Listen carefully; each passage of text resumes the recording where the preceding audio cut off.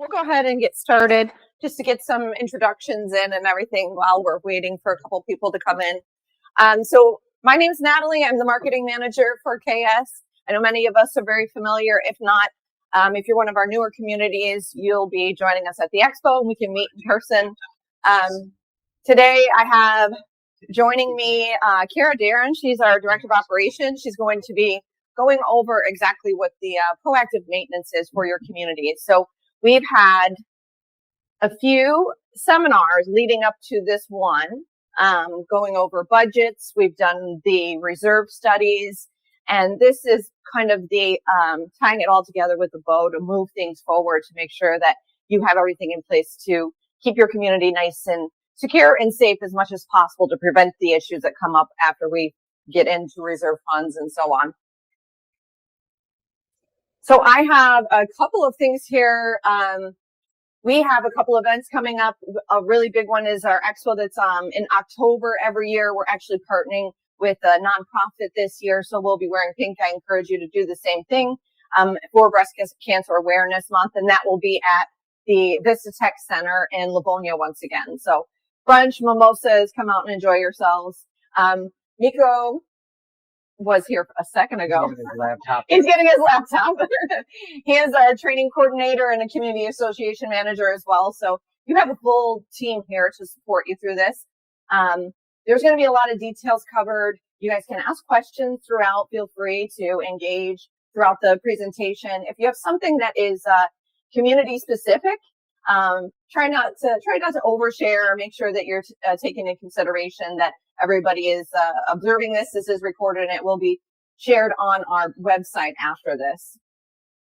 I think we're just about ready to go. Just a heads up, the camera actually follows you when you speak. If you could see that, I'm talking right now. The camera is focused right here in the center of the room. So when our friends are online and they have a conversation, it'll focus in on them or on you in here. So we like to give you a little bit of a heads up when you can see yourself up there on the big screen. All right. Well, enjoy. Thank you so much, Chris and Kara. We'll take it from here. I was just gonna admit him when he joins so he can monitor the online thing. Oh, you're already in? No, I should be able to join. Okay. Well, then I will start this. All right. So as our lovely Natalie brought up, we're talking today about the proactive playbook and how to be proactive in the community and to take steps to maximize the financial stability and your assets to your community. I am Chris Hancock. I've been in the business for a little over 22 years as a community manager, and we've got our lovely Kara who does everything behind the scenes. Yep, I've been here for January will be 5 years. I worked in the maintenance department, so this is kind of works in tandem with our management team to be able to facilitate a lot of this for you guys. And not only, you're also in the finance department as well. Yep. I have moved into the accounting department as well, so this whole scope. Yes. And both of them are the experts that are here from KS because they their expertise touches all different aspects of what you do. So when you call in and you need something, a lot of times Kara will have her hands on it in some way. She's very involved in all of her departments, landscaping, maintenance, and in the management side as well, and in accounting. You may never actually get to talk with her often, but she's there. All right, so when we talk about proactive maintenance and preventative maintenance, I like to start with the fundamental duty that board members have, and I'm going to minimize this somehow. Get it out of the way. There we go. So per CAI, the board of directors' responsibility is not just collecting assessments, but it is to maintain, protect, preserve, and enhance the common areas and the values of the homes. It can be a challenge because you have to balance the need of potentially individuals with the need of the entire association. You may have individual homeowners want low assessments, but the community wants to make sure the roofs don't leak later. So you have to be able to balance that, right? Now, for you as board members, what does it mean to you to preserve and maintain and protect the association? Anyone? What does that mean to you?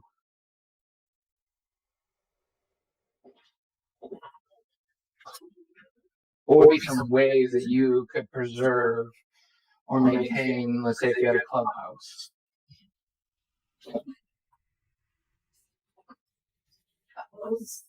Go around, make sure everything's safe as what you're expecting on the grounds. Put some boots on the ground.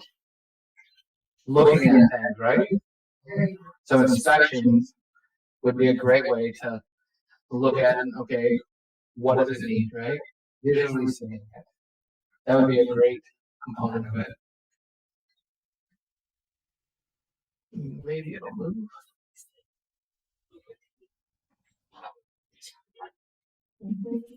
There we go. So when we talk about preventative maintenance, we have to acknowledge what happened to the Champaign Tower South in Florida, Surfside, Florida in 2021. Now, this is not a Florida thing. This is it created a shockwave across many associations across the country because it was basically an example of deferring maintenance to the point where lives ended up being lost. And if you are aware of the situation, you can look at it online. There's a lot of details about it. But at the end of the day, it was failed stewardship. There were people who knew what to do, and they weren't willing to take the responsibility to do what needed to be done. The fiduciary responsibility and the fundamental responsibility to take care of their building. And so it was a clear example of how fix it when it breaks model is dangerous. Because sometimes when it breaks, there are catastrophic results for it. And so because of this, many things have started to change in the association industry that are quickly catching up to anyone who has aging infrastructure, and it's requiring you to take actions that you may not have had to do before. One of the things too is that other states have a lot of regulations. Michigan is a little bit more lackadaisical with exactly what you need to do, but Michigan is moving in that direction. So as a board, you need to be aware of where the direction things are heading, because we're not going to have an option in 10 years to have a reserve study that's going to be required. Wouldn't you agree? Mm-hmm. Yeah. Yep, and there's a lot of things that are now, and we're going to touch base on them as we go through this, that are going to be adding pressure to associations that if you don't get in front of, it's going to be very challenging for your resident associations all at once. And so trying to be proactive, not just at building maintenance, but administration of your association is going to be critical. Otherwise, the costs are going to catch up to you very, very quickly. And I like to point out is that the foundation of your association is kind of like a house. It can look really pretty. Your lawn's cut, your buildings are painted, right? But if your foundation, your policies, your fundings is poor, eventually it's all going to come crumbling down. You can't afford to maintain that. It's eventually going to catch up to you. So what we want to focus on tonight is building a strong foundation for you guys and showing you how to do that so you can maintain your association for the long term. So our agenda today is to talk about why proactive maintenance matters, strategic framework, so funding plans, your overall maintenance plan, inspections, navigating risks in Michigan, actually building a 4-season action plan, and then executing that plan. So to start off with, we all need to be speaking the same language.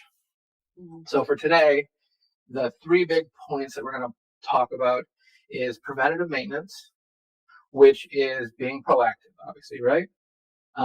We've got corrective maintenance, which is reacting. Something breaks, you fix it. You're reacting, right? And then deferred maintenance is, I don't think that needs to be done right now. We could probably push it down the road. And that's deferred maintenance. Realistically, that is failed stewardship, because what's going to end up happening is everything is going to come to a head at once, and then you're going to be in crisis mode. And no one wants to be in that position. All right. So the staggering return of investment on proactive maintenance.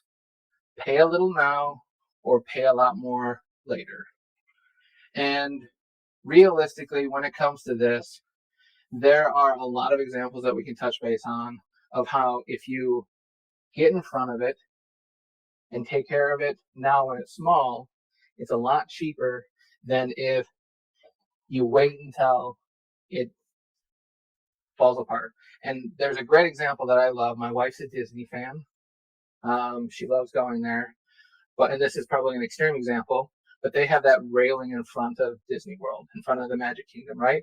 They paint that every single night. Every night. And because of that, they project they'll never have to replace it, ever.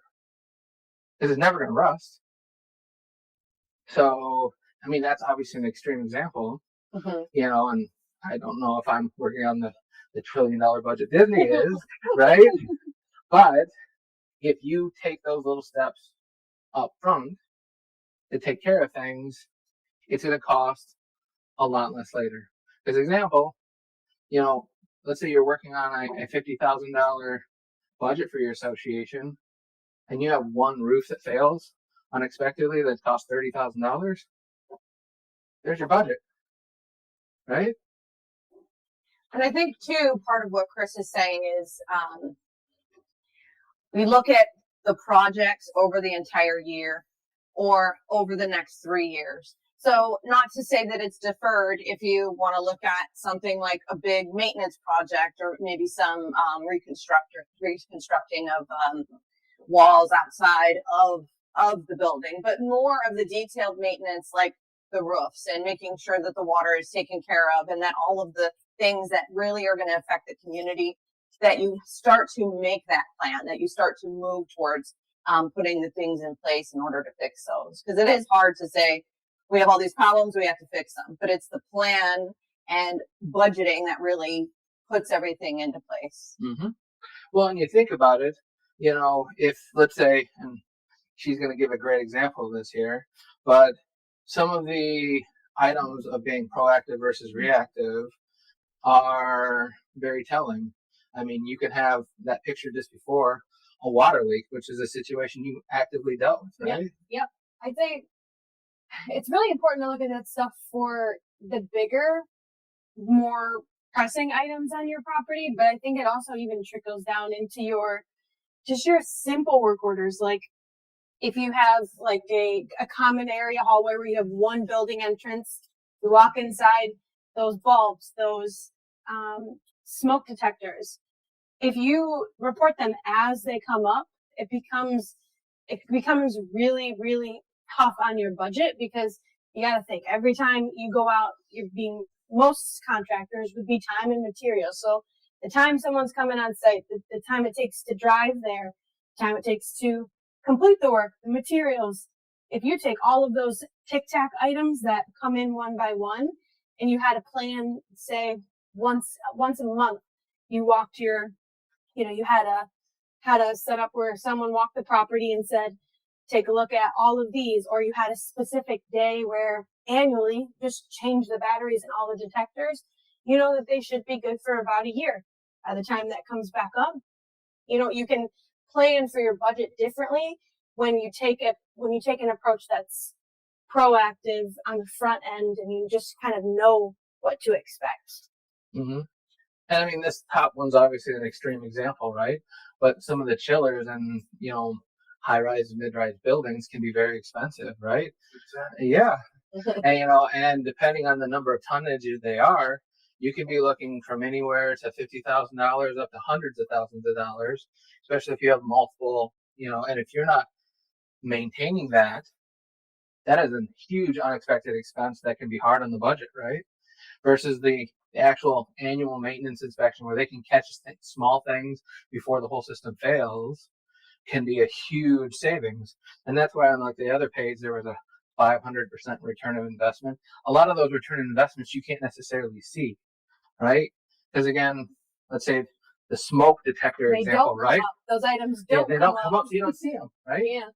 But like the smoke detector, most people are home at night or on the weekends. So that's when they're going to report that. We're not going to send someone out after hours to change a smoke detector battery. So they're going to have to deal with that nuisance of it chirping maybe all weekend long. Versus if you would have proactively changed it all at once, how much not only frustration and hassle did you save, but monetary.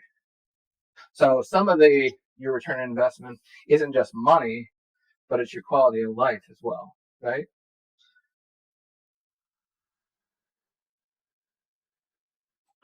Now, the next thing I like to point out and give a great analogy when you're talking to your residents to try to explain to them why it's important to do preventative maintenance is think of your community as a car, right? Who would expect their car to be able to last 200,000 miles without doing an oil change? Anyone? Right? They'll find out pretty quick if you try that it doesn't work that way. That $60 to $80 oil change, whatever vehicle you have, it costs you, right? You all recognize the value of that, the need for that to spend that money. It's the same thing with your association. Spending the money to preserve your asset. And, there's some examples here, of corrective maintenance is fixing your blown engine. No one wants to have that, right? But if you had changed the oil, you never got there.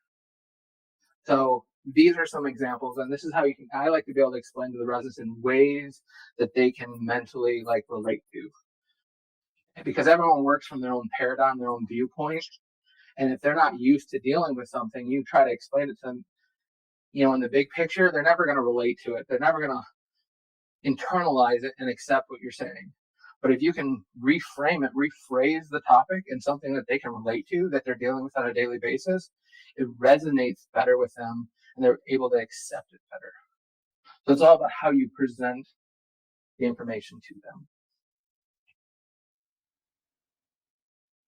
Now, when it comes to asset management, there are really 3 separate pillars to this.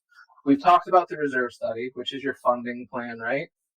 And the other 2 that are really equally as important is having a maintenance plan of how you're going to take care of those things.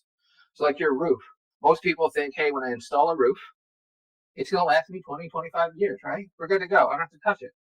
But realistically, there are maintenance things like your oil change that you have to do to those roofs. The boots, they need to be resealed every 5 to 6 years. Every major component on your property is going to have some level of maintenance to it. And most people don't think about it until it's a problem. That's that reactive state. So having a maintenance plan is identifying those items. What are they? What are all of our big ticket items? Your roofs, balconies, roads. What are those things?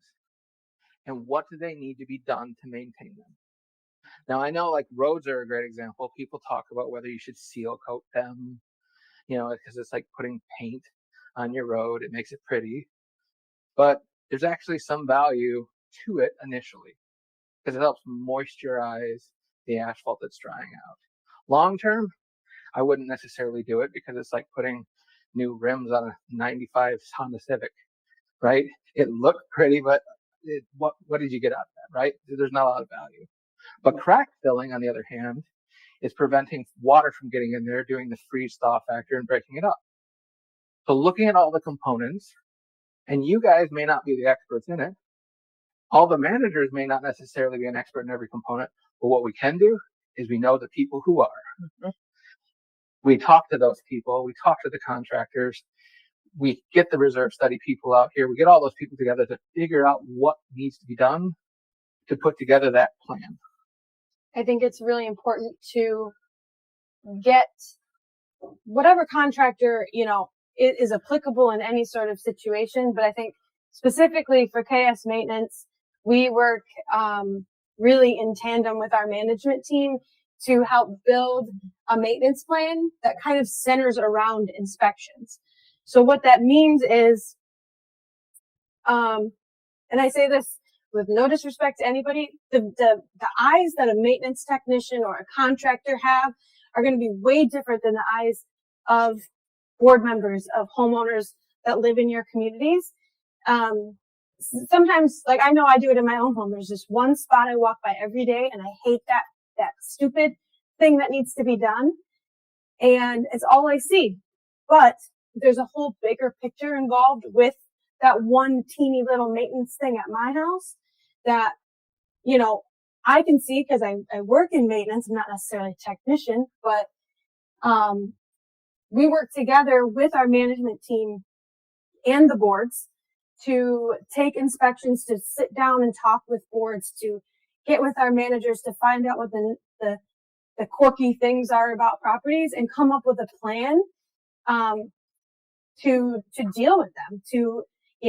We have certain properties where we, to execute that, we preventatively we paint carport posts for Chris for one of his properties. There's different things that they see that homeowners might not see, that a manager honestly doesn't see. Because if we've seen it before, we've sent a manager and a tech out, and they see different things when they go out for the same exact property that they walk. Well, and a great example that I have in the line with that is I had a dedicated maintenance guy, right? He worked at a site, and he was out there every single day doing work. And then I'd come out to the property and see this downspout that's detached. And I'm like, it's right by your maintenance garage. How did you not see that, right? But it's because he was focused on doing tasks. So I'm going to here, I'm fixing this piece of siding. I'm going here, fixing that door. And it's almost like he lived there, right? He just drove past it.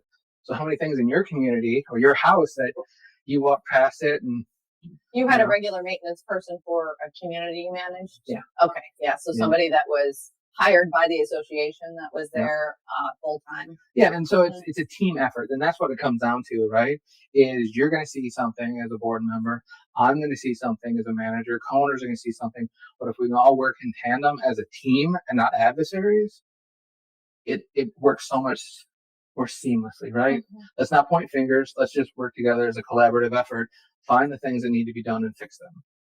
So the maintenance plan is, hey, we're going to take the components identified in the reserve study and all the other aspects and build our plan. The reserve study helps us fund for those big things. But how do you keep up with that? It's through your inspections. Now, KS is unlike other management companies, at least from my experience, is that we go out and inspect the properties typically twice a month, right? We're out there all the time looking at it.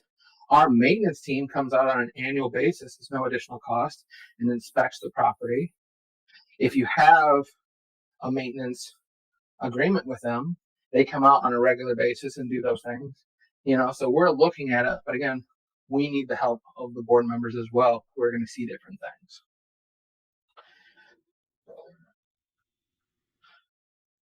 Now, funding, in my opinion, in the reserve study, and I mentioned this if you were at the last study or the last seminar, is like a toll road. I mean, most people, again, can acknowledge and appreciate how working in a toll road, driving on a toll road works. Living in an association is like that.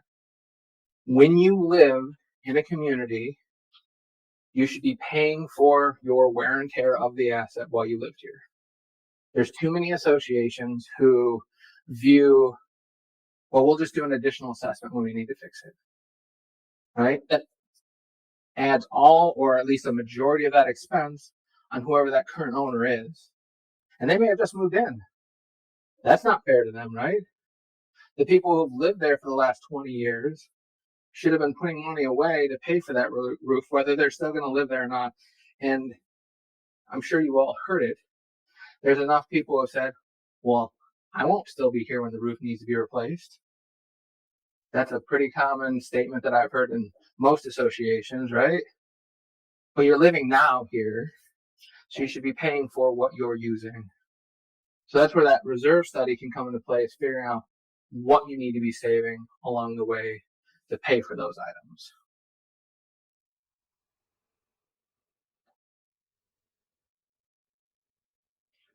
All right. Now, good maintenance will add to the life of your reserve study. And one of the things you need to ask when you have a reserve study done is what framework of maintenance is your specialist using to determine the life of those assets, right? And when I've talked to some of the specialists, what they'll say is they're going to look at what you've done in the past and how you maintain it. So they look at your roads and there's no cracks sealed whatsoever. They're going to assume that that's what you're going to continue to do. So they're going to reduce the expected life of that asset. Versus if they walk out there and they say, man, all of these cracks are sealed. You know, I can see that you just put up new caulk around all of your doors and windows. You just put a new coat of paint on your buildings. You're maintaining these assets.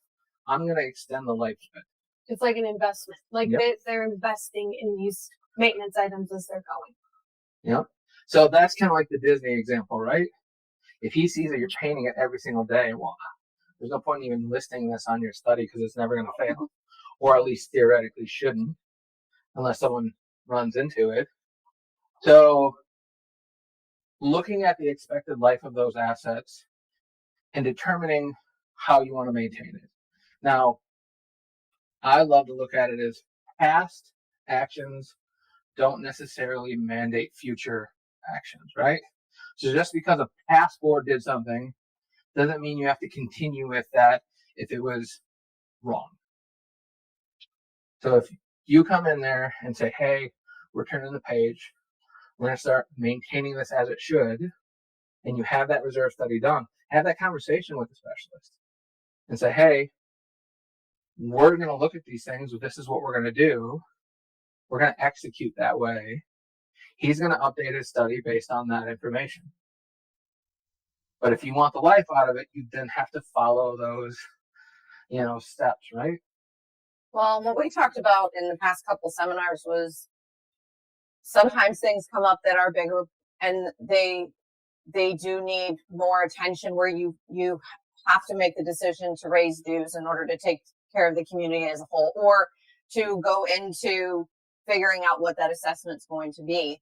But being proactive in your conversations with your community members is what matters the most as well. Because a lot of times if you show up and you get overwhelmed by it because, say, the past board did things one way and the community is now already kind of on tilt because things are done different and they don't like it, and you're the enemy, which happens sometimes, and then you actually have an open forum and explain to them, and just like Chris was saying with the vehicle, like, we have to be able to do this in order to maintain this community. You invested in this property. This is your home.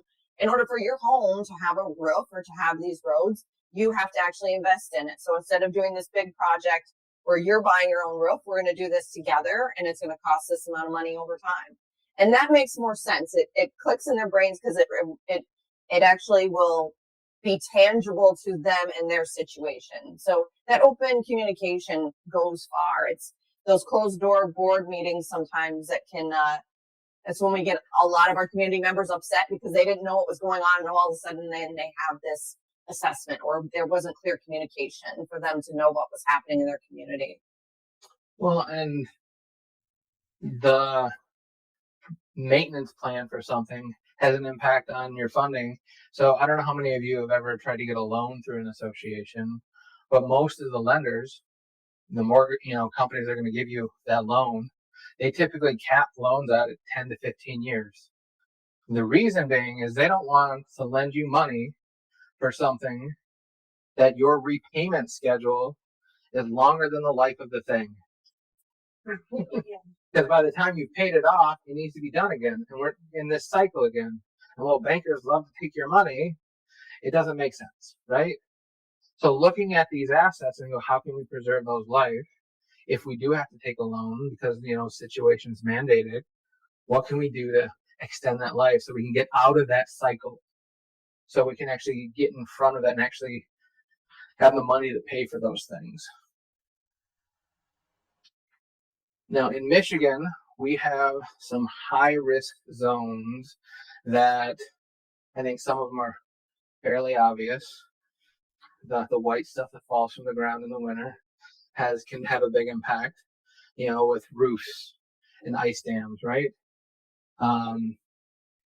There's things that you can do to prevent these things, but these are big impact items on your roofs, your roads, your plumbing. How many of you guys have experienced a frozen pipe in your community in the past? Right? Some of those things are going to be one-offs that maybe it was a very situational thing. A utility door accidentally got left open or whatever.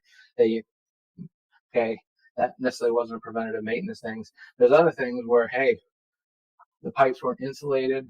The place was built like a Florida home with the pipes on the exterior wall, bad developer, whatever. But if you know what those things are, identify them and figure out ways to get around them. I mean, at the end of the day, who here lives in a community that's older than 20 years? You're now responsible for aging infrastructure, right? And so you have to be able to treat it as such and look at those ways to maintain that, because the association is intended to last forever, whether you're there or not. So it's your stewardship while you live there to take care of it. Now, in Michigan, right now, and kind of across the nation, there's kind of this perfect storm of risk that's coming down. We've got the legal side of it, we've got the insurance side of it, and we have lenders that are all kind of coming together that are adding a lot of risk that I told you about at the beginning of the presentation. So to dive into that a little bit, on the legal side, there was a slip and fall case in Michigan that took place recently that changed the game for liability. How many of you are aware of what the open obvious law was? Basically, in the legislative body, if you could see it and it was obvious, right? There's a hole in the ground that's coned off. It's got caution tape around it. That's pretty obvious. That's a hazard. If you walk into that hole and fall, that's on you, right? There was some protection to the association for that, right? Well, when this Supreme Court ruling came out, it changed the landscape for associations. It basically said that all co-owners, because they don't have active control of the common elements, are invitees of that area. And that is, as an invitee, the highest legal threshold for responsibility, legally speaking. So you now have the same responsibility to take care of the common grounds as, say, Walmart does of their parking lot for all the co-owners. So those items that where you have the concrete that might be heaved up a little bit, that you could say, hey, that's pretty obvious to anyone, doesn't hold true anymore. So the protections that you had before are going away. And now you have to take care of these things. Otherwise, you'll lose in court. So your actions that you have to take care of, the things that you could kind of push or defer until we're going to do it as a group project, are kind of shrinking. Which makes it harder to fund for when, like concrete sidewalk, you generally don't do one-off slabs, right? You could push them for 3 years and do it as a big project. Not anymore. you're going to have to actually get ahead of those and do them when they start sticking up. You might have to do a one-off slab. Otherwise, you risk the possibility of losing a slip and fall case. And obviously, if you want to know about this case ruling, you can talk to your attorney, because I'm not an attorney, but this was a pretty big case law that came out. And I know McCowers actually has a whole article on their McCower, Everett, Balmer, Wagner. They actually have a whole article on their website about this case and how it impacts associations. So the other side of it is insurance. Now, this is one of those that everyone has to have, and they have had a lot of big losses on the national level. These losses may not have been in Michigan, but they still impact the insurance company who insures the country, right? So they are now trying to figure out how to minimize their risk. And so they're starting to look at associations going, okay, what are the big risk factors for us? Roofs. That's a big one, right? So they actually start looking at roofs. And when they do renewals, they look at it and go, okay, how old is it? It's over 20 years. I don't care what condition it is. If it's over 20 years, it's a red flag. If I can Google Earth that and I see all these roof stains on it, red flag. Not only roofs now, they're starting to look at electrical panels. I don't know how many of the communities you have, but there's certain panels that now look as fire hazards, and they're requiring you to replace them. I had one community that I managed that they did an inspection and said, hey, you have an appropriate circuit panel, so the entire community has to replace them in 30 days, otherwise we're canceling your policy. And this is a 277 unit community where the co-owners are responsible for their own panels. I was like, there's no way possible for me to be able to do that. Even if I got a whole army of electricians, I couldn't get all those units replaced in 30 days. So they don't care. It's a risk factor for them, so they're getting rid of that risk. And what's happening, and you're going to start seeing this more and more, is either when you change policies, or if you've got a big community that has a potential a lot of risks, they're going to start on an annual basis sending an inspector out to inspect your property. And what they're going to do is they're going to identify anything that's high risk from their mind, whether it's your responsibility or not, and they're going to give you a time window to fix it.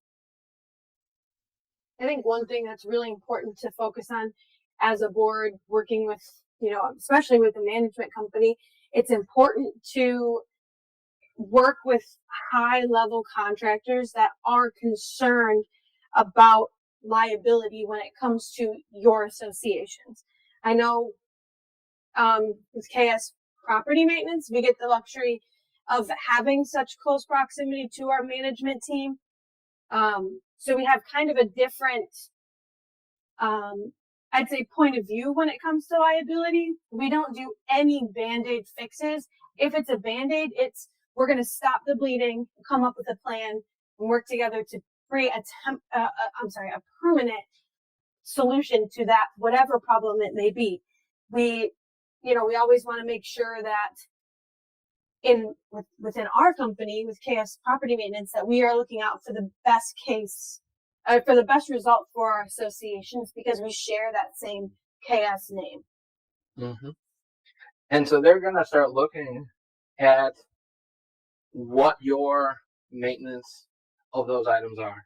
So if you have a fire suppression system, they're going to want to see the report that you had it inspected and, looked at and maintained.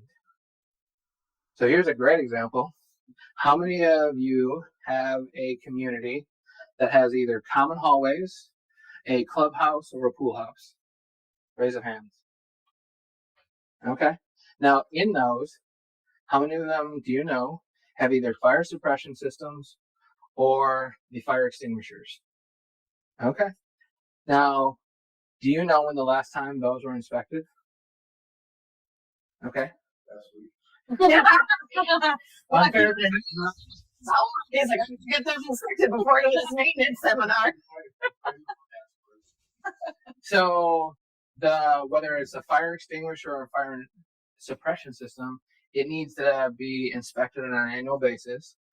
And then not only that, But what one step further, what most people don't realize, whether it's the handle extinguishers or it's the suppression system, there's additional hydrostatic testing that you have to do.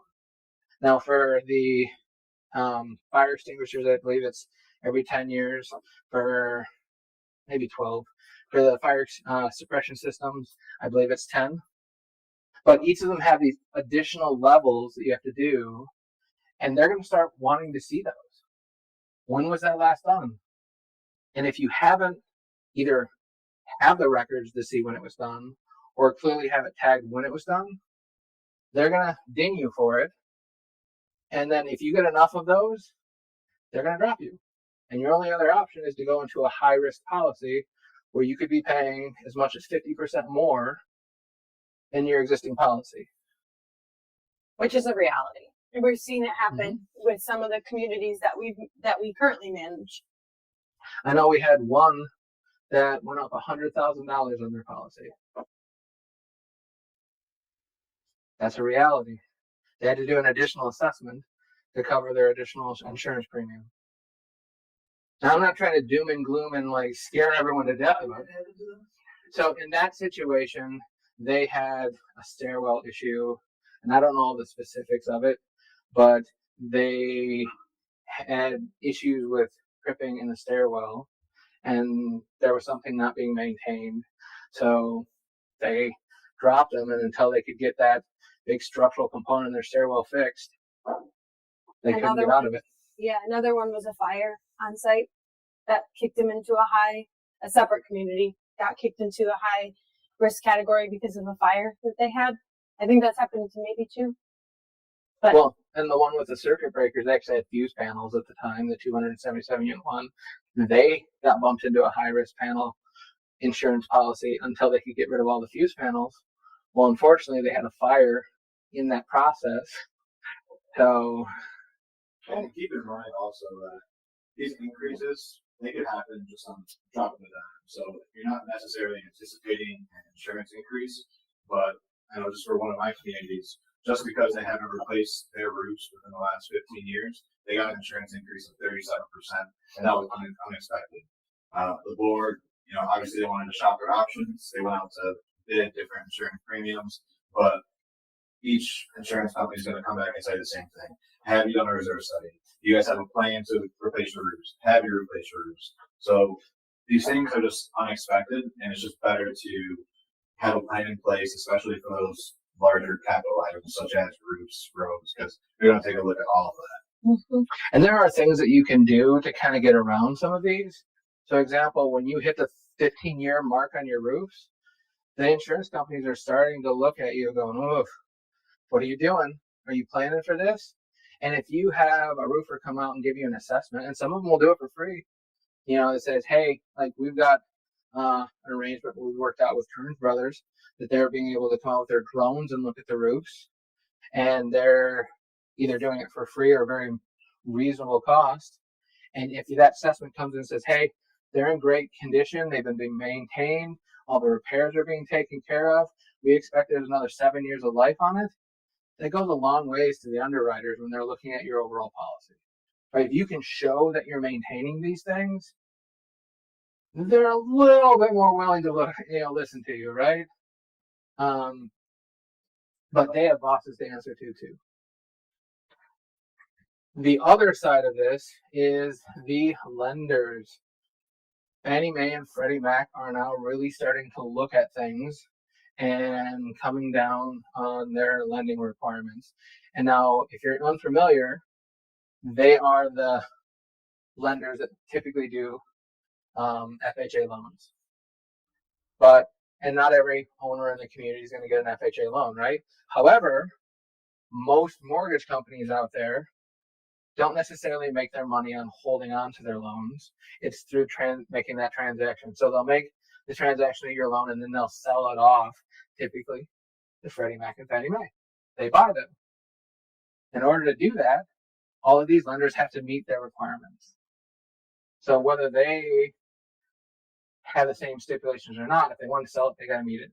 And Freddie Mac and Fannie Mae are requiring now that you fill out these extensive questionnaires that talk about deferred maintenance.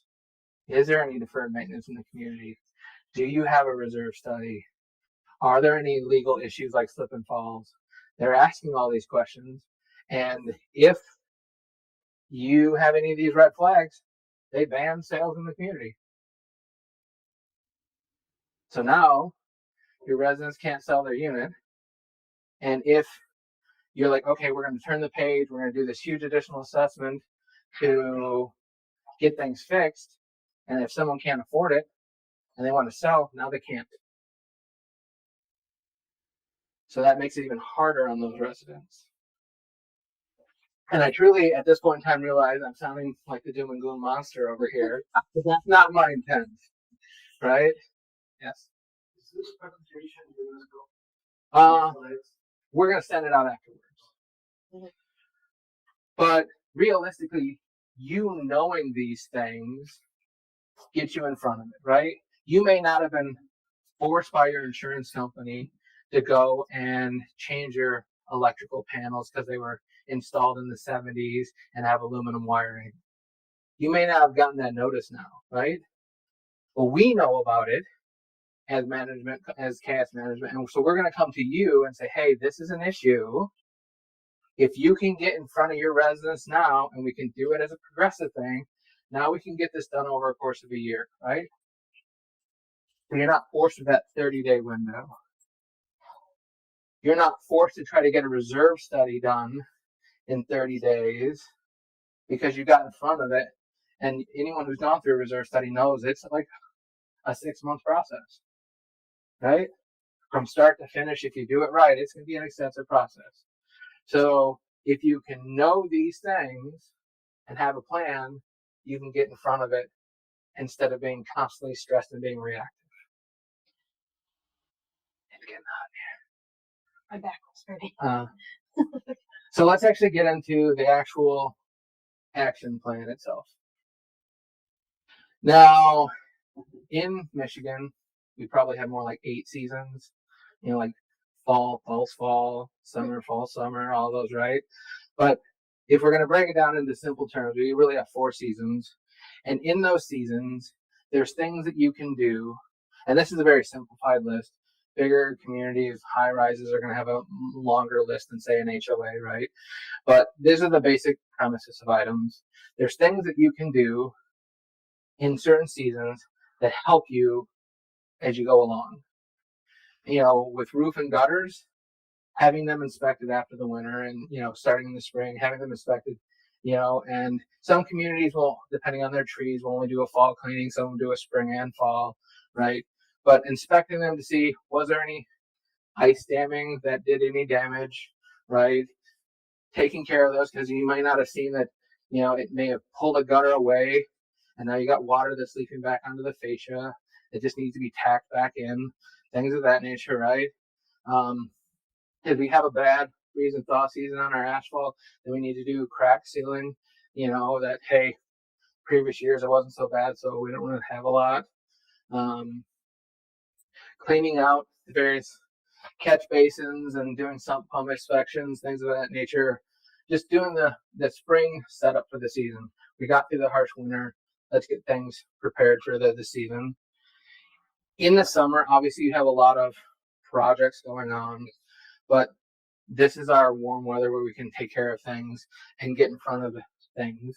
Do your siding repairs, your paintings, your capital projects. But even with those, part of the importance of this is also doing those inspections. Looking at all your items, assessing their conditions, making sure that they're taken care of, because let's say you've got a pool and you're not inspecting them, looking over things. There was a community a hotel in Ann Arbor that wasn't taking care of their pool, and a lady got a flesh-eating disease. Wow, Chris. Yeah, this year in Ann Arbor. So again, that's doom and gloom. I'm not trying to go there. But You're like, I'm owning it now. But the thing, they hit the news because they weren't taking care of their pool, right? They weren't properly sanitizing, and this happened, and a lady got very, very sick from it. right? So most people are like, hey, I'll just have a resident take care of my pool, right? Because it's cheaper that way. Are they trained on taking care of pools? Do they really know what they need to do? Because I've got some communities that, I mean, I personally maintain pools, so I have some experience with it. But like the resident was testing the water, but that was the extent of their knowledge. And there's a bigger responsibility to that than just that. And so having the correct, I mean, our maintenance team actually does pools, and they went and had some of their techs certified. Yep. We have 2 of our 4 technicians are certified, and those 2 specifically aid in the opening and closing, whether or not they're working with somebody else in tandem. But the tech who has the certification leads it, and our other technicians who aren't certified, they're gaining the real life knowledge too, and it's important because those have all of these different maintenance items have real life consequences for the people that live on the community. And I think that's just what he's trying to get at with the doom and gloom. It's unfortunate that that's what it comes to but it's real life circumstances that happen because of these, either plans that you have or plans that you don't have. Yep. And the reason I'm giving you these examples is because you're going to go to your residents and say, hey, we're going to spend money on our maintenance plan. And they're going to go, why are you spending all this money on a maintenance plan? I mean, the maintenance department actually has programs, a maintenance contract where they can come out and do a bunch of work. And when most of them get that contract and see what the dollar amount is, there's a sticker shock. Like, well, this is way too much money, right? But the communities that have signed up for it, they realize how much more stuff got done within that window. It actually opened up their budget in a different way because, say you had a technician out for 2 days a week, 8 hours. The way our techs work, they fly through their work. So the amount of work that's getting done when they're paying for 8 hours of work, you might actually be getting 16, 17 work. We've seen it week after week with one of our properties where they're getting 16 work orders completed.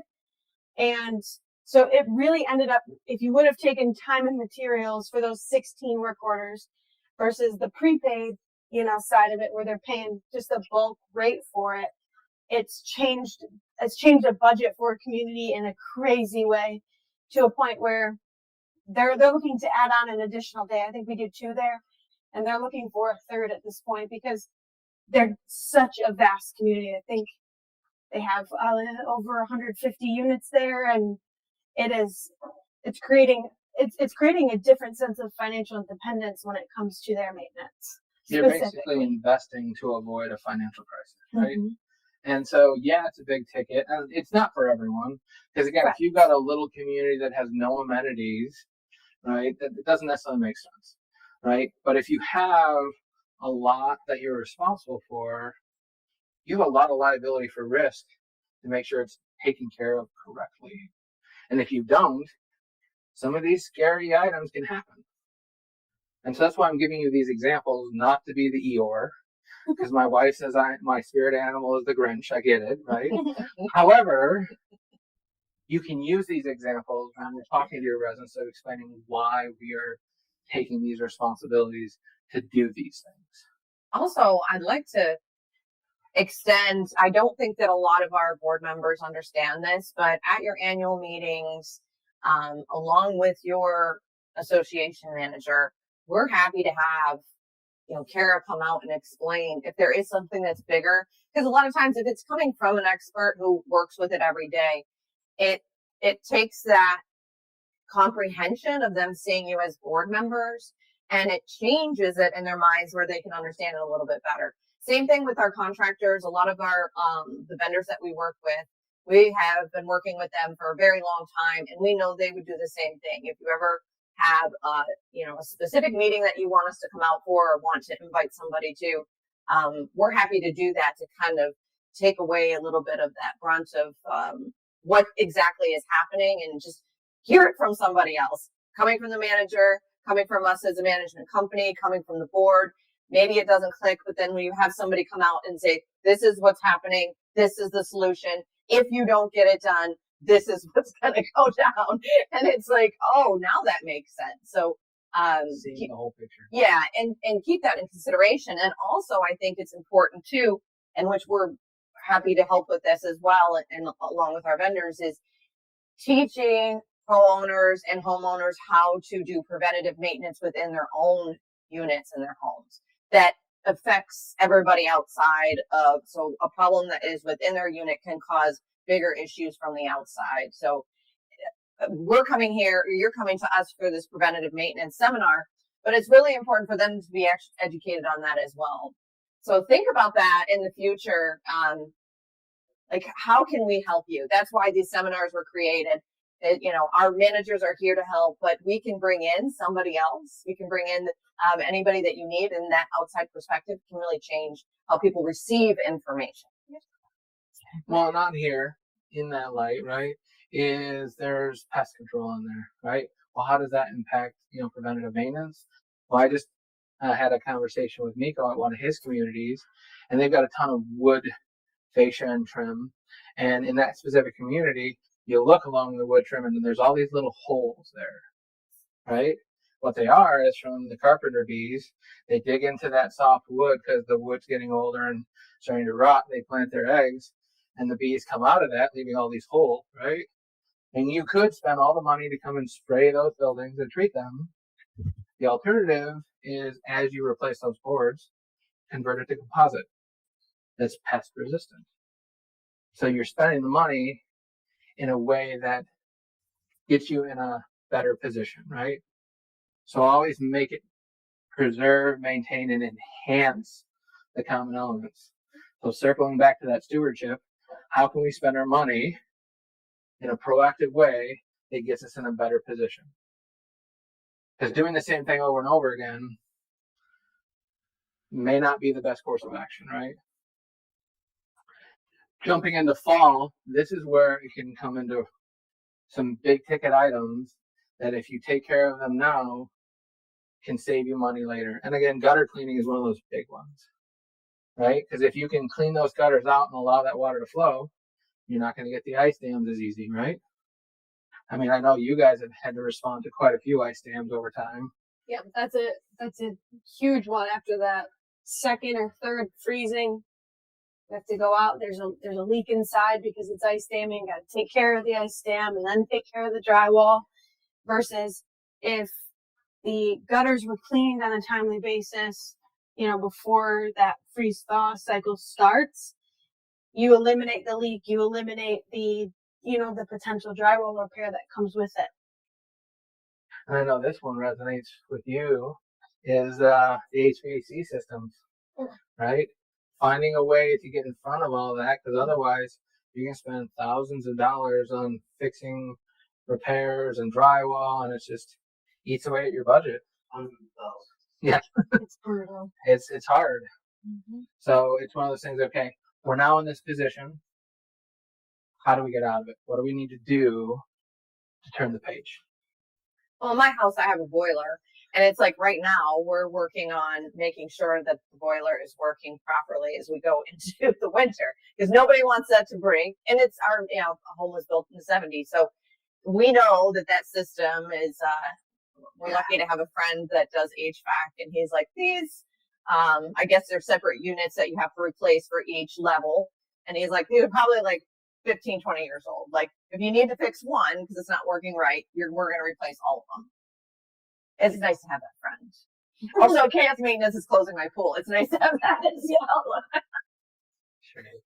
Well, and a lot of these things, I say work smarter, not harder. Yeah, that's so. smarter. If you send a guy out because there's one bulb out in a light fixture, change all the bulbs in the light fixture.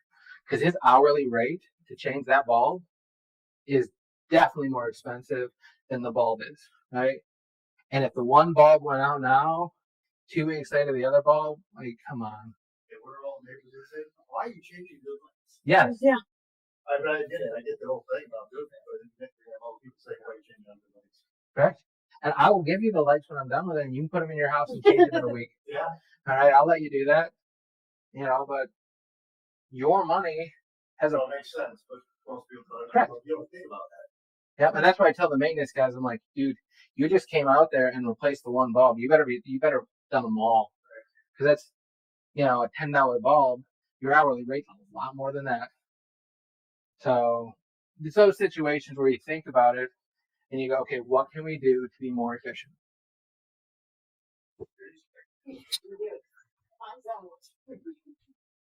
And same with the smoke detectors, right? I tell the guys, when you're changing the battery on there, all right, this detector is worth 10 years. Okay. And I tell them to write the date on them when you replace the detector.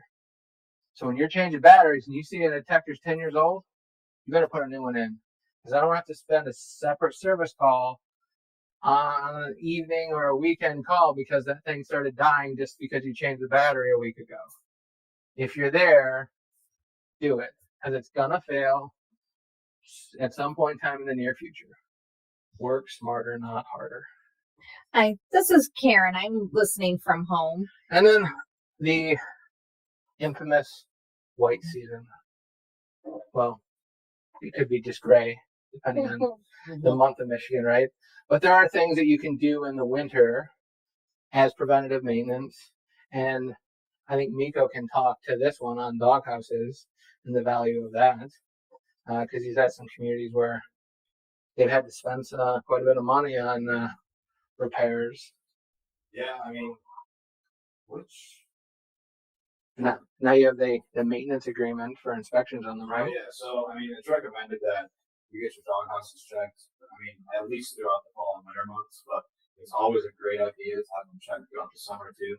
At least, even if you don't want to pay the expense for a contractor to come out on a monthly basis throughout the summer, then you as board members at least want to go out there and check, once a month just to make sure you don't have any leaks. I ran into an instance where, oh no, that was a different one. I can't speak to that one. We've responded to ones for him where essentially because this went, their property didn't prioritize a summer inspection. When we got in there in the wind for that first fallish winter check, it was all mold because there was a leak that was happening for we don't know how long. Who goes in those utility closets, right? Out of sight, out of mind. Yep. The only time we really have people go in there is if there's a plumbing problem. Hopefully that doesn't happen too often, so nobody's really in there. We had to replace all of the drywall, and I believe there was some wood rot behind it as well because of that moisture that had been just stuck in there all summer. And another instance, actually, I can speak to is throughout the summer there was a sewage backup that came in from another unit, the unit that's connected to the doghouse behind it. That sewage sat there for 2 to 3 months throughout the hot months, and then I went to the doghouse personally just to check. I was on Random inspection. Yeah, I was just looking at that building and seeing the sewage, and yeah, it ended up being a huge invoice for the association. So at that point, you have to bring out a remediation company to just clean up the mess, a plumber to get the sewage, the drain fixed, and then you have to replace all the drywall in the unit. Once we brought the remediation company out, it ended up being that neighboring unit also had some mold growing in their unit as well. So just being proactive and checking those doghouses go a long way too. And there's always more than one way to fry a fish, as it were. And so you could do, the monthly inspections. I've got another community where they decided they've got floor drains in there. So they installed these little water sensors in there. And it's in a common hallway. So when it senses moisture, it sets off a loud, alarm that hopefully a resident's going to go, hey, what is that? And then report it, and so they're installing all of those so that because they have a history of issues in those closets. So how can we get in front of it, proactively find a way to minimize our exposure? And it's all about inspecting it, working as a team, strategizing, having a plan to figure out how to avoid these problems. All right. And then it comes down to the actual execution and finding the correct contractors. Now, I know there's a lot of different ways boards can look at a contractor to determine who's the right one. Oftentimes, however, it comes down to who's the cheapest. And sometimes that works out great. There, I've got contractors that I've worked with that I keep in my back pocket that I don't want to tell anyone about because their price is amazing, right? But I always say that there's three things when you look at a contractor. They're going to be cheap, they're going to be fast, or they're going to be good, but you don't get all three. So if you get someone who's really cheap and really good, they're probably not very fast. Or if they're really fast and really cheap, probably not very good. If you can find the trifecta, don't tell anyone about it, because that's rare, right? And that's why, like with KS maintenance, there's a lot of times they may come in a little higher on their price. It's because they can get out there pretty quickly and they do a good job. And so, our boss, his mentality is, I will give you the price that I think it should be because I know what it costs me to give you that service. And if you don't want to take our bid, fine, right? You've probably heard that a lot of times from him. Yeah. Oh, yeah. I've tried to negotiate with him and he's like, this is my rate. I'm like, okay. But it's because he understands the value of not doing a Band-Aid. Let's make sure it's done right. And if you're going to go with a different contractor, make sure you look at these different things. And if the project is large enough, there's additional steps you want to take. From my opinion, anything, over between $50,000 and $100,000, you really need to get an engineer involved to design that scope, especially if it's a complicated project. And there are things like concrete, right? I'm a big proponent when you're doing a huge concrete project, driveway asphalt, is having a professional doing project management because they're going to come out and test that concrete to make sure it's poured properly. Otherwise, how do you know, all the mixture was done correctly until a couple years down the road when it starts failing, right? And you're out of your warranty. So the little that you're going to pay for that project management to make sure things are done right. And a big one that some of our communities are currently dealing with on some of their projects is having the legal team look over it. And if it's a big project, making sure that there's certain provisions like time is of the essence. We just had that conversation, didn't we? Because there's a project that's been going on for multiple years, and without that verbiage in the contract, the contractor can take as long as he wants, legally speaking. So making sure you have a quality contract to enforce all of your expectations. If it's a project you don't care how long it takes, well, sign the one page agreement that says, hey, Bob is going to fix concrete. That's the scope of work. Sure, okay. But if you want to be able to protect yourself and your residents, do your due diligence. And I know we're getting along, so I'm going to speed up here because everyone's getting hot and it's late. The other part is leveraging technology. Now, I came from another management company, and when I came here, I fell in love with Vanica because there's a lot of features about it that made my job a lot easier. There's a lot of automated components to it, trackability to it. I know Kara has Jobber in her side of things. I'd say the special thing about working with KS Maintenance is between Vanica and Jobber, at any given time, there's 3 to 5 people tracking what's going on with your one work order, and however many you have on your properties. Along with that, it creates a sense, or it creates historical documentation on what's going on in Vanica's side of it. So like the logistics of management.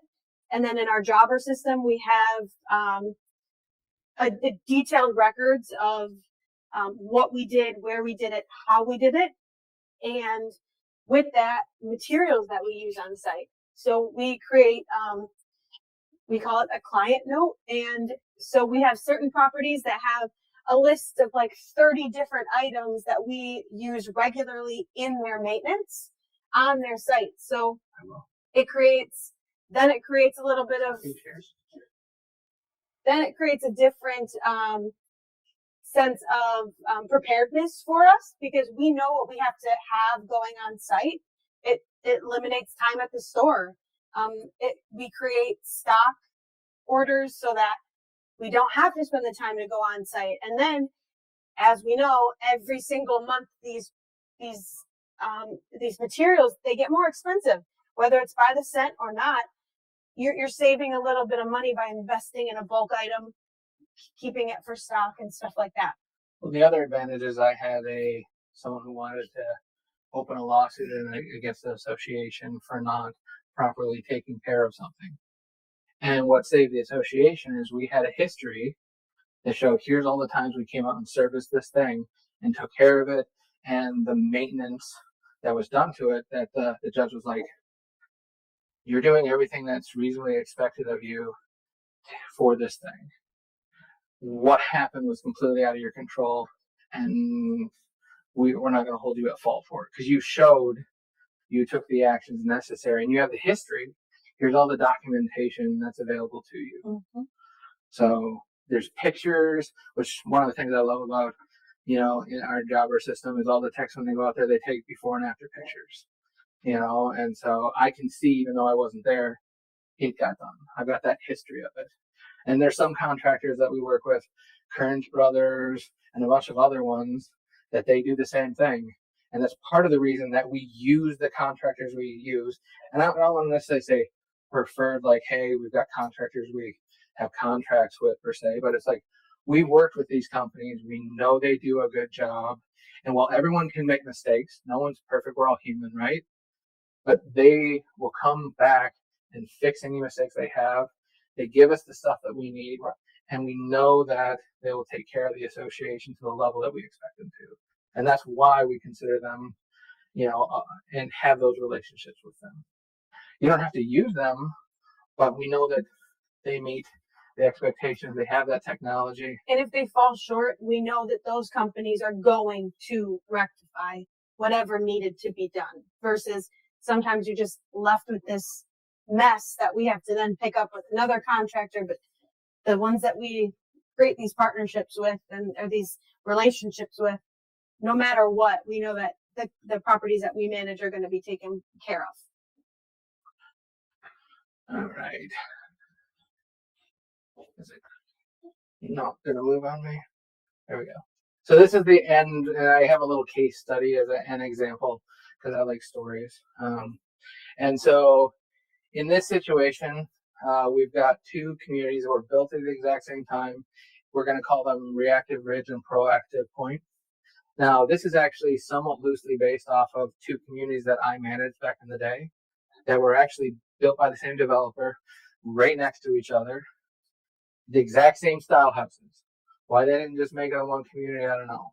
But they were basically mirrors of each other on the other side of the road, right? And they had different philosophies. Now, in the one, Reactive Ridge, they wanted to keep their dues low as possible. They wore that badge of honor of low assessments, right? And they deferred things. They made patches. They tried to do things as cheap as possible because they wanted to keep their money in their own pocket, right? Versus Proactive Point, they got a reserve study. They ended up doing all of the maintenance plan. They're the ones who had a dedicated maintenance guy because they found the value in making sure everything was kept up, and their assessments were significantly different for a while, right? And then 15 years later, Reactive Ridge was hit with a lawsuit for a slip and fall because they had those trip hazards in their sidewalk. They had their insurance canceled and had to go to a high-risk policy. They had a bunch of issues that happened, and they ended up having to do a $25,000 per unit additional assessment. So their low assessments for a little while caught up with them. And because they had all of these deferred things and issues, the lawsuit and everything else, lenders wouldn't lend to the community. So now those residents who wanted to get out couldn't sell their unit unless you could find someone who could do a cash sale. Versus Proactive Point, today in their history, they've never had an additional assessment ever. And their assessments, if you look at them, have stayed at a consistent, gradual slope. It's predictable. They could foresee it, forecast it, residents understood it, there wasn't surprises. They didn't like the fact that it was constantly doing the slope, right? But they knew that they could basically tell the residents every year, this is what you can expect for the next 5 years. Predictable. You can plan for it going forward. That cadence matters a lot too. So it's not just the shock factor. If you are consistently maintaining, communicating with your community members, and just make it the actual culture of your association. I know it's hard. There's a lot of pushback. You know, you can't just change one light bulb when there's 3 good ones. You have to change all of them. It doesn't always make sense, but in the long term, it helps out a lot. And I know we all have specific examples, especially many of you that are attending this seminar. It's because you have been through something directly, and you really, it's hit home, and you want to learn, and you want to be proactive, and you want to be able to take what Chris and Kara are putting out there and make it actual reality. Mm-hmm. So proactive points. I like it. Very nice, Chris. Well, and I looked at their sales report, and I mean, again, exact same layout unit, just across the street from each other. There was a $50,000 difference in the value of their homes. All right. So, in conclusion, proactive maintenance is an investment in the community. It will save you money in the long term. And I encourage everyone to become proactive. It's sometimes a challenge to get there when you've lived in reactive ridge for so long. And sometimes it's going to take years to get there. But truly, it's the place you want to be. So I always like to give a call to action. And my biggest thing for you guys is, do you have a maintenance plan? Have you done a reserve study? When's the last time you have had, if you've got older roofs, your roof's inspected, right? Identify those items, figure out what the needs are, and come up with a plan. Me as a manager, I love having a plan and a board who's willing to work with me on those things, because it makes my life easier. I know what's coming. I can proactively get in front of things, and I'm not constantly putting fires out. Because if I'm constantly just dealing with leaks, I can't get in front of things and deal with what actually needs to happen. So if you don't have those things, think about them and figure out ways that you can get in front of them. Hey, Chris, can you touch on site condos that don't have nearly the same amount of building maintenance? Karen is asking because concrete and asphalt rates change so often, it's hard to know what to budget. If you can open up questions too, that way they can talk about it too. So, I mean, for them online, I don't know if that they can actually chime in. Thank you. I don't think they're muted. Yeah, we were muted earlier, so thank you. You can hear us now. Let's see, audio. The volume on the computer is off. Huh? Where is the button? Towards the date. Yep. Did that help at all? Hello. Yeah, there we go. We can hear you now. All right, this is Karen, and we live in Crystal Crossing.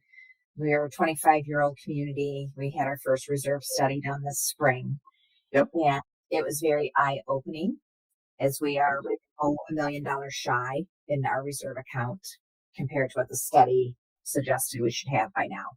Because we had many years of a reactive savings plan versus a proactive savings plan, and we had a change of board 4 or 5 years ago.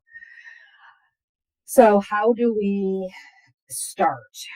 Because we just spent $40,000 on some concrete, and it was a drop in the bucket. Yep. So I guess we've raised our dues $200 3 years ago. So we're still at I think, considerable low amount of $600 a year, so $50 a month. So just the outrage of, adding another $200 to double it from 400 to 800 and within 5 years, will not go over well. But I know it has to be done. I think the long-term residents know it has to be done. But it's just, how do you rip off the Band-Aid? Yep. So there's a couple different approaches to that, and I'm actually dealing with this with one of the communities that I'm actively working with right now.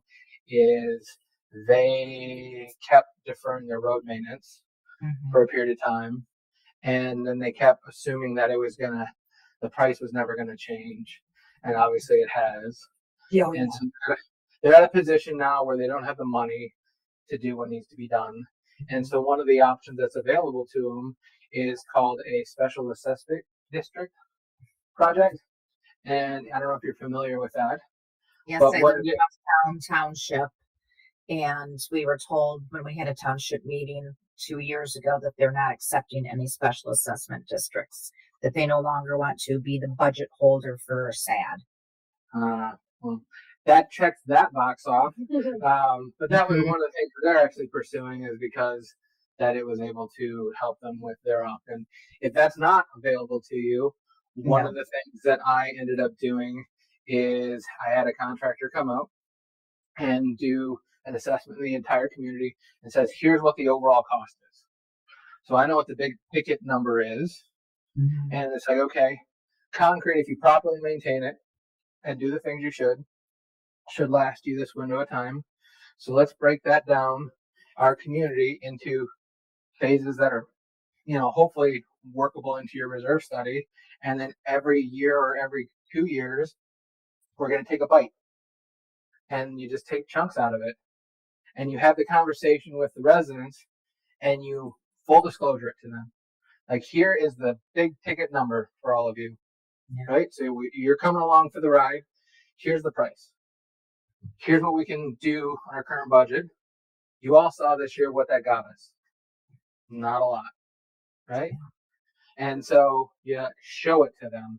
You get it in front of their faces, and you say, living in an association is picking the lifestyle you want. Are you all okay with this?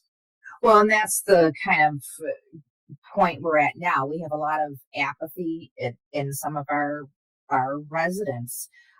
We've asked, hey, can you clean up the weeds in front of your house? Can you clean the weeds in the sidewalks? Can you clean the weeds in the sidewalks or in the, the gutters by the sewers? And it's just, well, why don't we have this taken care of? And, it's $1,000 just to do that by the common areas.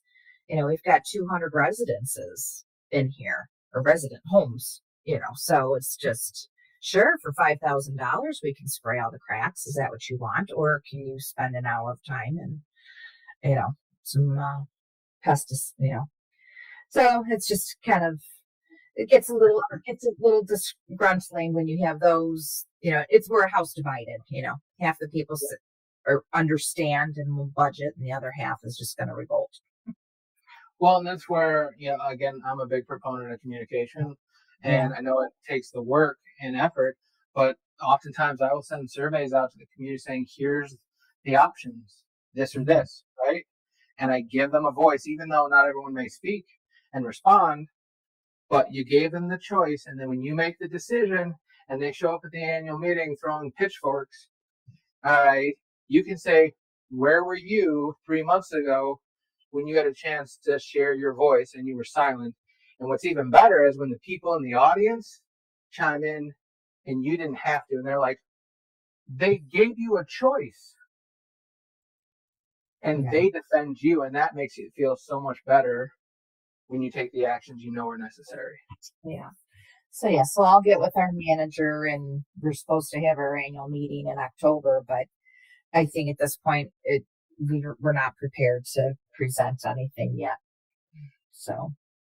Well, and sometimes it takes time, but take those pictures, document, give the information, and then, believe it or not, you're going to get more and more people who may not like it, but they're willing to accept it because you gave them the information and brought them along for the ride. Okay, thank you. You're welcome. Any other questions? Were there any other in the chat? Awesome. That was it? So Chris covered a lot of things that, a deep dive into what can go wrong if we aren't taking care of the maintenance in our communities and are instead of, reactive rather than proactive.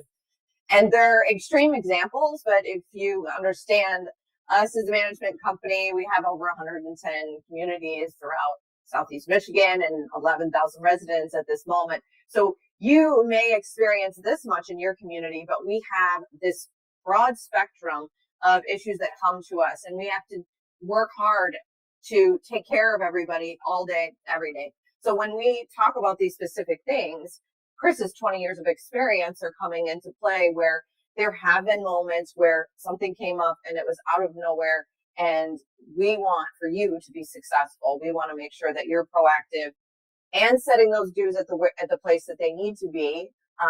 So you're not 5 years later, after a board put their head in the sand, having to deal with what Karen's dealing with, where you're having to raise those dues up, and it happens all at once in a big way. So I think you just being here makes all the difference. You're already doing a lot for your communities by getting the education, showing up for us. This is actually our last educational seminar for this year. We're going to go into the expo, which is going to be in October. So we'll have a presentation. That one will be less of the what we see as far as the maintenance aspect of it. We'll have brunch, we'll have mimosas, we'll have a really great time, and it's just a community appreciation. I'm going to have some invitations for those, like actual physical invitations. If you want some of those, you can hand them out to your community members. As an example, for if you're dealing with something that's really difficult in your community, this is something that we're doing to give back. It's not just for you as boards, it's for every person that lives in our KS community. So that may also lighten the blow for something if you're at a meeting and say, hey, you know what, let's have brunch. We've got a bunch of giveaways, come out and enjoy a fun time with us. That's a good way for them to see you as a human being as well. Maybe they'll sit at the same table as you as well. I'm gonna get those made up. We're just about a month away. So once we get about a month away is when I'll have them printed up. And you just reach out to me directly. Natalie at KS Management, you can call up here. Your managers are going to have them on them at all times leading up to the event. You can ask them, they'll give you a stack of them as well. And remember too, we do have our KX Perks program. These discounts that we offer are at restaurants, but they're also they're kind of like our way of being able to help our community members, but also we give them discounts on paint and we give them a discount at Home Depot. So maybe they're doing a little bit more of that work at home to prevent things like ice dams or something like that causes a bigger issue for everyone. And that also goes for KS maintenance. If you do notice if there's somebody that has a lot of work inside of their home, we do take care of that individual maintenance for community members. And I don't think that that's really communicated very well. People don't really understand that if they have high ceilings, we'll go in there and change out their light bulbs in their units. Yeah. So I have a card over here for that, but it's like even simple stuff, any kind of plumbing. I mean, moving furniture around if they want us to come out and help with just anything in general. And I think you can take those into the community as well. There's a nice list there of all the different things that KS Maintenance will do, and KS Landscaping too. Individually will come out and work on homes if that's needed as well. And we're not limited to that list. We add to that list all the time. If you have something new that comes up, I encourage you to call in, and I just get with my technicians, see if it's something they have handled or can handle. Most of the time, if we can't fix it, we know who can, and we have a recommendation. We also, so what we found is that if there's an issue and we have enough people that come to us in our communities, we try to create a solution. That's where like KS Landscaping, maintenance, our management, we have like a snowbird service because people were asking, we're leaving. They left, went south for 4 months. and there was a leak in their place and it caused a huge issue, and there's a way to prevent that. If we can help to prevent that, we will. I know Chris's example about the moving aspect of it. We've had a lot of people come to us who live in associations and they don't fully understand the scope of when their dues go up, what an assessment is. So we have a mortgage company, and we also have programs that can help when an entire community is hit with a big assessment, that we could help guide associations specifically on loans, like refinance or do a HELOC, to be able to build and take the equity that they have and put it towards that. So there's a lot of different options. Reach out to us, talk to your manager. We have our mortgage lender will come out to your annual meetings. Brad will be there. If you have questions, just let us know. We're happy to help with all of those different things. I appreciate you being here. Thank you so much. We're all set for today. You might not be able to see online, but we do have all of our giveaways here presented. We're going to have a ton of stuff, and then all of our vendors bring giveaways to the expo too. So you could win a lot of amazing things, get some good education, and have some great food.